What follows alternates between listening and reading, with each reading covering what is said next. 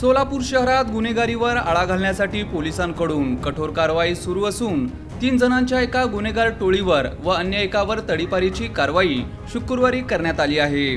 तेजस सुधाकर बैरुंगी, रोहित येल्लप्पा लोणी आणि संदेश नागेश रामगुडे तिघेही राहणार जुना देगाव नाका परिसरातील साठे पाटील वस्ती सोलापूर असे तडीपार केलेल्या आरोपींचे नावे असून त्यांना 2 वर्षांसाठी सोलापूर शहर जिल्ह्यातून तर जुगार मटका अड्डा चालवणाऱ्या सतीश कुमार सौदागर गुंड याला 1 वर्षासाठी तडीपार करण्यात आले आहे। तडीपार करण्यात आलेले तेजस बैरुंगी, रोहित लोणी आणि संदेश रामगुडे या तिघांविरोधात 2021, 2022, 2023 आणि 2025 या कालावधीत मारहाण, दंगल, चोरी, घरफोडी यासारखे गंभीर गुन्हे दाखल आहेत।